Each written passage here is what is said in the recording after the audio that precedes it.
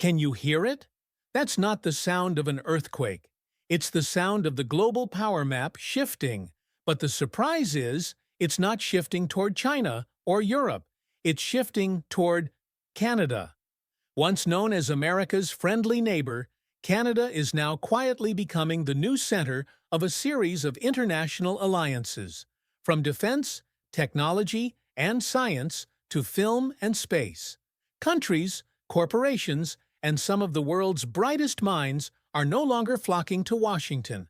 They're heading to Ottawa, Toronto, Vancouver, and Quebec. Why? And how will this affect your future, your job, or even the world you live in? Let's face the truth. The game is changing, and Canada is rewriting the rules.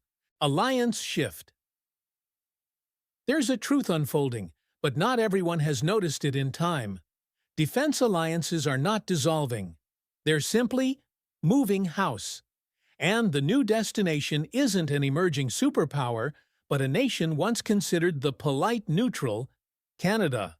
For decades, Washington was where strategic handshakes were signed, the command center for transoceanic military alliances, the first checkpoint whenever the world needed organized intervention. But in 2025, defense contracts worth billions of dollars are no longer automatically stamped at the Pentagon. They're being rerouted through Ottawa. Quietly, silently, but decisively. Why? Part of the answer lies in two words that have gradually faded in the United States: trust. After years worn down by internal crises, political polarization, intelligence leaks, and foreign policies that shift like election season weather, many allied nations, from Europe to Asia, have started looking for a Plan B, not because they want to turn their backs on the U.S., but because they can no longer stake their national security on a country that's increasingly unpredictable. And when trust begins to crumble, people don't make noise. They simply shift direction.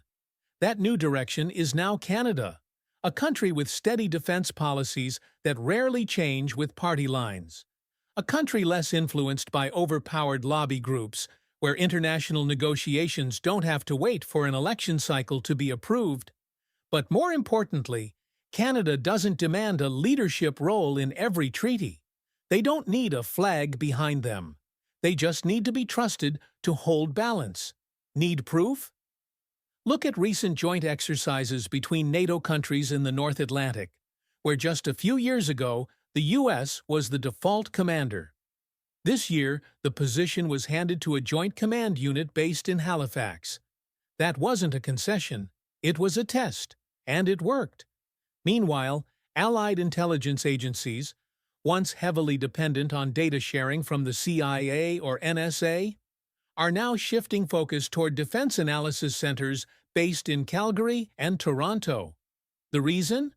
Fewer leaks, less politics, and more reliability, according to an anonymous European intelligence official. The most dangerous thing isn't loud breakups, it's silent withdrawals. And what's happening in the defense world is a quiet migration of power. The U.S. hasn't lost friends, but its friends are learning how to diversify risk, and Canada is becoming the strategic safe haven. Imagine this: if a major geopolitical conflict erupts in the future, a crisis in the Arctic, a clash along North Atlantic shipping lanes, the question is no longer how will the U.S. respond, but rather, where will Canada choose to stand? And this isn't just a military issue. It's a major signal that global trust in America's absolute leadership role is entering a phase of recalibration. Not because a new force has risen, but because a long silent country is now gaining credibility. As defense maps are being redrawn, we need to ask ourselves, are we still seated at the center? Or are we merely CC'd on the meeting notes? And in the 21st century game of power, absence from the negotiating hallway can sometimes be the greatest loss. Energy no longer shares the same road. After the defense maps began to shift, the energy maps soon followed. But unlike the quiet military realignments, the changes in the energy relationship between the US and Canada have become as visible as a melting glacier, slow, steady, and irreversible. Let's go back to the early 21st century, when the US and Canada joined forces to form the Energy Transformation Task Force, aiming to bring the two largest North American economies into a net-zero trajectory. Back then, Washington was the strategic center. Ottawa was the supporting partner. But now, that position has reversed. It's no longer about working together, but about switching roles. In its most recent reboot, the task force underwent a major change that few noticed. Its official coordination office was moved to Canada. Not a symbolic gesture, but a sign of a deep shift in roles. In recent closed-door meetings, U.S. representatives no longer spoke as if they were leading, but as if they were asking for a chance to catch up. What changed the game? The reason isn't about technological strength. The U.S. still has some of the world's leading energy corporations. The problem is that internal politics have made America a risky place for any long-term plan. A pipeline project, a wind power station, or a hydrogen storage hub, all can be shut down at any time if the administration changes, if a lobbying group files a lawsuit, or if social media simply gets angry. Meanwhile, Canada, once considered slow, is proving that stability is what truly determines speed. Provinces have autonomy, but still follow national goals. Permitting agencies work efficiently with little political interference. And most importantly, the federal government holds a vision that spans across electoral terms, something the U.S. is gradually losing. Take Quebec, for example, now testing a model of cross-border clean energy corridors, connecting hydroelectric power from Canada to the U.S. grid. This project has been blocked multiple times by American states over domestic energy security concerns. But the paradox is this: Canada's grid is now the lifeline for many U.S. regions during droughts, wildfires, or snowstorms that cripple traditional supply. And hydrogen, the new hope of the clean energy sector? Japanese, German, and even American corporations are signing deals to build production facilities in Alberta and British Columbia. Not because they enjoy snow, but because there they find clear policies, predictable tax laws, and a government that says what it does, and does what it says. One thing can't be overlooked. Many senior U.S. energy officials nowadays, instead of inviting partners to Washington, are flying to Ottawa for discussions, even proposing to join energy models led by Canada. There have been cases where, just days after a climate policy was repealed in the U.S., a series of closed-door meetings were held in Montreal to discuss replacement plans. This isn't just about energy transition. This is a shift in leadership roles. If one day North America truly breaks free from fossil fuels, the first charging stations may not be in California, but in Ontario. If electric vehicles become the new standard, the energy powering them may no longer come from Texas, but from Canada's deep lakes, where green ambition isn't diluted by red-blue political games.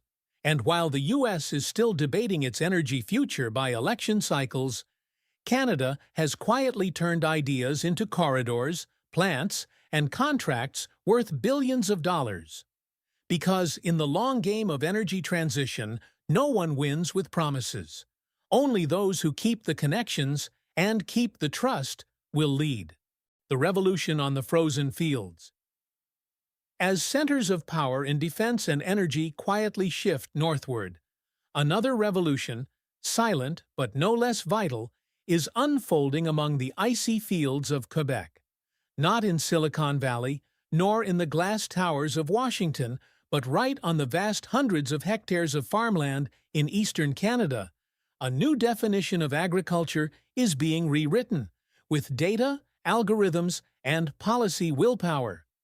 Welcome to the place where food no longer depends on rain, soil, and luck, but is designed, controlled, and predicted by artificial intelligence. At the heart of this wave is the Agritech Innovation Consortium, an alliance between international corporations like Bayer Zone Ag, agri-AI startups like Axida, and the government-backed university system in Quebec. Their goal is not just to grow more, but to build an entirely new agricultural model, precise, autonomous, and globally shock-resistant. And what surprises analysts is not the technology, but the decision to choose Canada instead of the US as the place to bet on the future of human food. Why? The answer doesn't lie in the soil, but in how a country handles the conflicts between innovation and politics. While high-tech agricultural pilot projects in the US are repeatedly delayed due to lawsuits over intellectual property, backlash from anti-GMO lobbying groups, or slow federal approval processes, in Canada, specifically in Quebec, the procedures are shorter, the environment more welcoming, and the laws more decisive. A German founder in the Agritech Alliance once said, "Here, if you want to test drones that monitor plant roots, you don't need a 3-tier permit. You just have to prove you're not causing harm." Sounds simple, but that reflects a complete difference in governance philosophy. This creates the conditions for technologies like underground nanosensors tracking moisture by the square inch, AI analyzing satellite imagery to forecast pests, microfertilization systems responding to 5-year climate data, no longer theory, but daily practice. Each seed is programmed to know the best moment to germinate. Every crop cycle is monitored in real time via satellite data, and if anything deviates, the system alerts immediately. But this isn't just about technology. This is about policy. It's the proactive involvement of a country that understands food security is a strategic issue, not just an agricultural one. Canada has built a series of inter-regional R&D support funds, allowing agri-startups to work directly with farmers, universities, and provincial governments. That means an algorithm coded in a lab on Monday can be tested in the field by Friday. Compare that with the US, where receiving USDA funding can take a year. Meanwhile, major lobbying groups in the traditional agriculture sector spend millions to defend the old cultivation model, one that is vulnerable to climate change, drought, and supply chain breakdowns. And as global food crises continue to erupt, from Ukraine to India, from droughts in Africa to wars in the Middle East, nations without new cultivation models will no longer be buyers, but beggars. The question is no longer who produces the most, but who produces steadily, intelligently, and adapts fastest to chaos. And while much of the world still struggles to rebuild grain supply chains or revive traditional farming systems, Canada has taken a step ahead, planting the future with data and harvesting with vision. Because in the 21st century, power does not lie in the weapons stockpile, nor only in energy plants, but in the ability to feed oneself. And Canada, quietly, is preparing for that day better than anyone else. The quiet migration. A silent migration is taking place on the global knowledge map, but without suitcases, airports, or visible borders. Only the lab lights dimming in Boston, San Diego, Seattle, and lighting up in Toronto, Vancouver, Montreal. Those leaving are not ordinary citizens. They are top scientists, lead researchers, and senior professors, the very people who once built America's scientific prestige. The media hasn't named it yet, but the academic world has its own term: quiet brain drain. For a long time, the U.S. was the ultimate destination for global science. Names like Harvard, MIT, and Stanford were the heaven's gate for anyone truly passionate about research. But something has changed, not because those schools lost their prestige, but because the ecosystem around them is collapsing under the weight of politicization, budget instability, and the fear of control. An American climate researcher who once worked on a global climate simulation program in California shared, "We used to think we were doing the right thing, but then one day our emails were censored, funding pulled, and scientific conclusions politicized. Not because they were wrong, but because they were inconvenient for some election campaign." That was when he decided to leave. His destination? British Columbia. Not for a higher salary, but because he could continue to do science as a real scientist. Canada, without flashy recruitment slogans, is becoming a safe haven for minds sidelined in the U.S. With nationally coordinated research strategies that span multiple terms, stable funding programs, and immigration policies open to knowledge, Canada isn't actively attracting, simply catching what the U.S. is letting fall. Look at unofficial figures from top Canadian universities. The number of American scientists requesting research transfers, applying for teaching positions, and forming academic collaborations has doubled in the past 3 years, especially in politically sensitive fields like climate change, artificial intelligence, genetics, and epidemiology. McGill, Toronto, UBC, names once seen as second-tier satellites are now becoming central nodes in multinational academic networks. New research alliances are no longer headquartered in Washington or New York, but in Ottawa. And many major research institutes from Europe, Japan, South Korea, even the U.S. itself, have chosen to move operations to Canada, not just to collaborate, but to avoid legal, political, and financial risks if they stayed in America. This isn't just about the U.S. losing people. It's about the U.S. losing control over the future of emerging industries. Because every relocated project is a patent filed elsewhere. Every transferred research team is a startup ecosystem formed somewhere else. And every shuttered think tank is a lost center of influence. Let's be clear. This is not a global talent redistribution like in the globalization era. This is a strategic transfer. Countries that once counted on the U.S. to play the central role are now turning to Canada as a trusted place to store data, equipment, technology, and talent. Things the U.S. is no longer automatically trusted to safeguard. And the most dangerous part? There's no alarm. Because when a scientist leaves, it doesn't disrupt like a bombed factory. When a research project is transferred, it doesn't make the national news. But the consequences accumulate day by day, in inventions that no longer carry the U.S. label, in conferences no longer led by voices from Washington institutes, and in breakthrough technologies to come, where the U.S. is merely a spectator.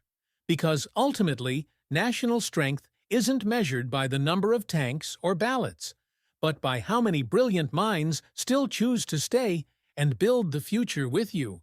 And more of those minds are knocking on the door up north. The quantum race, when the new gatekeeper wears white gloves. As intelligence leaves the United States, the future of technology also begins to shift course. No more blueprints sent to Silicon Valley. No more secret labs in Maryland. No more promising speeches at Davos from American CEOs. In a world where power no longer lies in weapons or oil, but in every quantum click, whoever holds the core of this technology will rewrite the rules. And surprisingly, the name trusted by G7 nations to hold the encryption keys to the new world is not the U.S., but Canada. At the most recent G7 summit, what seemed like a symbolic gesture shocked the tech world. For the first time in history, Canada was officially recognized as the coordinating pillar of multilateral quantum collaboration. Not just because they're neutral, not just because they're stable, but because they are genuinely leading. You may not have heard of the Perimeter Institute, D-Wave, or Canada's $400 million national quantum strategy. But AI experts, cryptographers, and national security officials across Europe, Japan, Australia, and South Korea know them very well. And more importantly, they've already sent funding, personnel, and data there. Why Canada?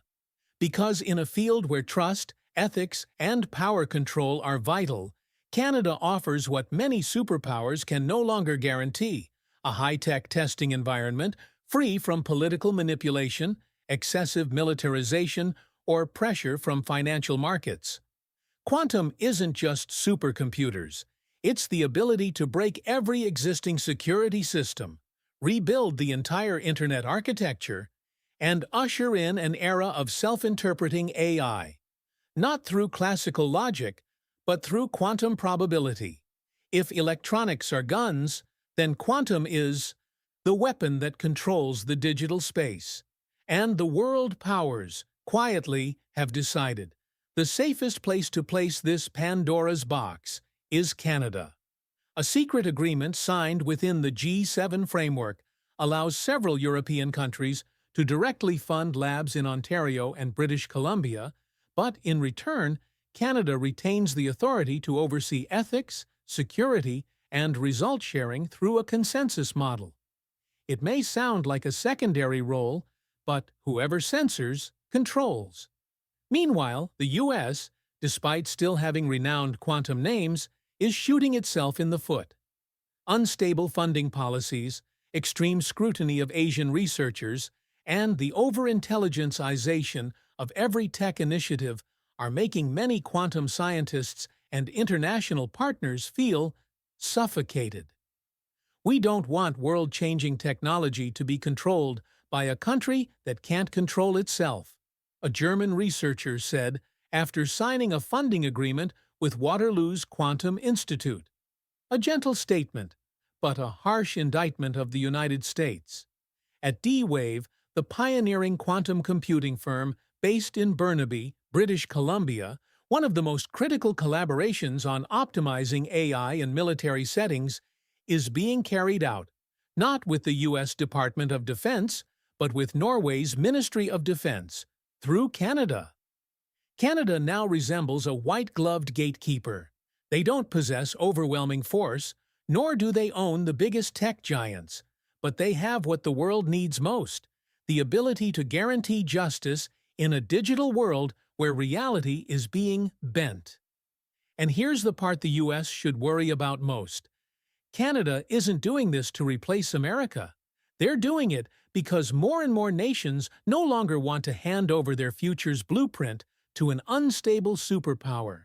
Because in a world where algorithms know your thoughts before you do, where encryption no longer protects anyone, and where strength is measured in quantum bits, not warheads, the nation with the most grounded values will be the one to shape the global order.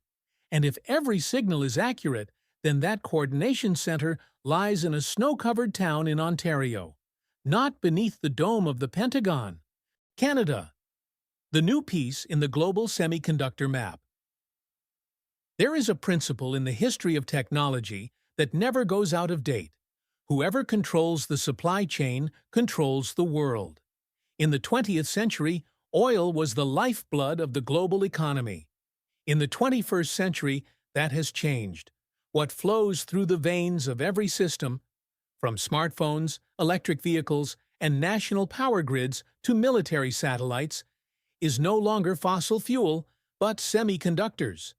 And in the race for supremacy in the global semiconductor supply chain, once the default domain of the US, Taiwan, and South Korea, Canada has suddenly emerged as an indispensable strategic link, not through declarations, but through infrastructure, alliances, and contracts being signed behind closed doors.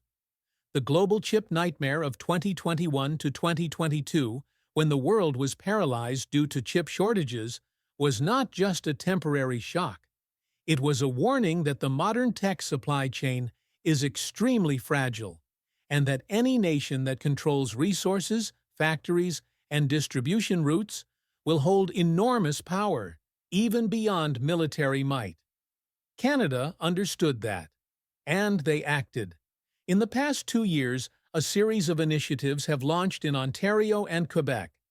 From research labs in silicon photonics, a core technology for 5G and military navigation systems, to semiconductor industrial zones funded by European and South Korean conglomerates.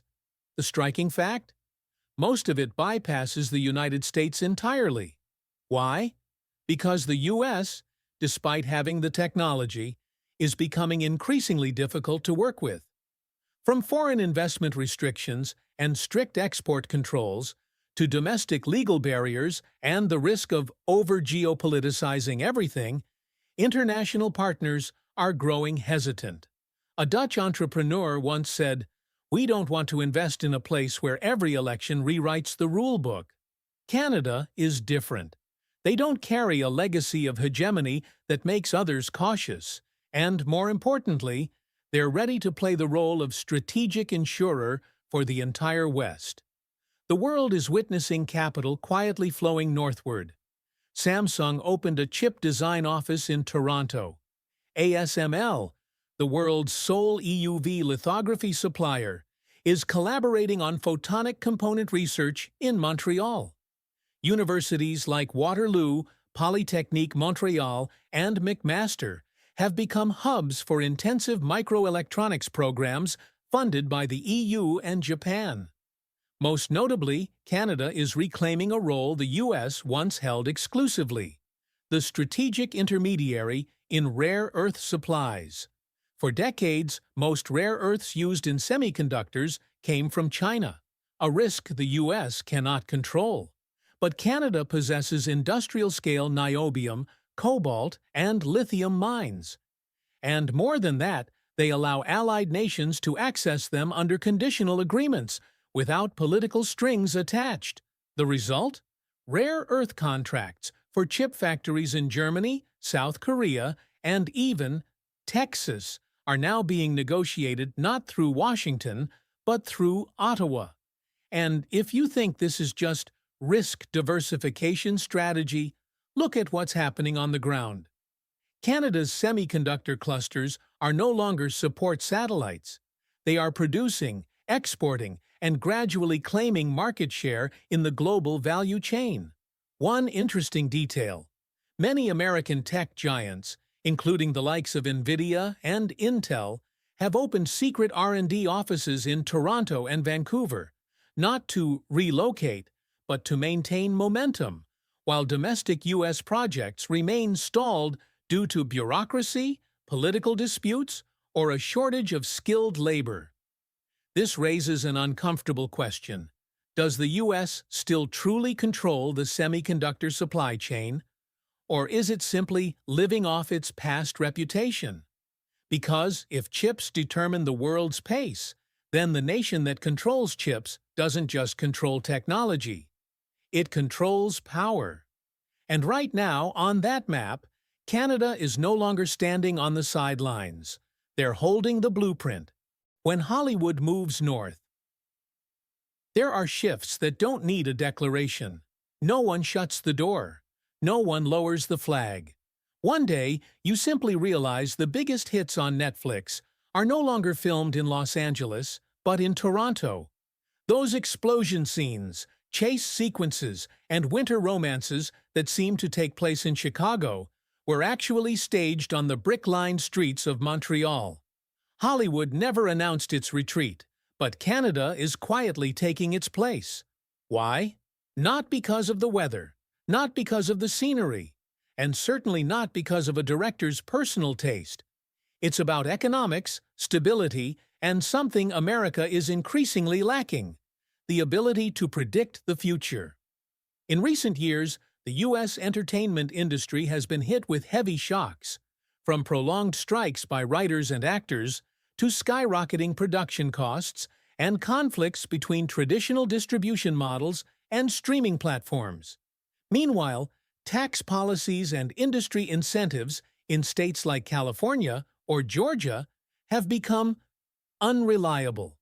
So studios started doing what they always do in times of crisis: look elsewhere to shoot. But this time, instead of a temporary detour, they started staying. Canada saw the opportunity, and they seized it completely. The federal government and provinces like British Columbia, Ontario, and Quebec proactively rolled out unprecedented incentive packages, including up to 35% in production tax breaks, subsidies for post-production and VFX, even financial support for foreign studios to build permanent sound stages. In the U.S., getting a permit to shoot in a city center might take weeks. In Vancouver, you can get approval in 2 days. But this isn't just about a few film crews. This is a strategic resettlement. Paramount opened a long-term production office in Calgary. Warner Brothers signed a deal to build a permanent studio in Toronto. Netflix, Amazon Prime, and Disney Plus are setting up post-production hubs in Montreal, hiring hundreds of local technicians, not because it's cheaper, but because Canada's production ecosystem is now big enough to operate independently.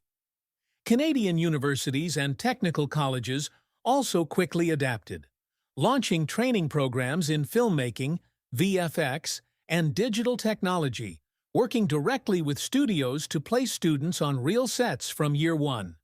A new generation of professional creative labor, cheaper than in the U.S., but just as skilled, is rising, not to be exported, but to settle in an industry growing right in their own backyard.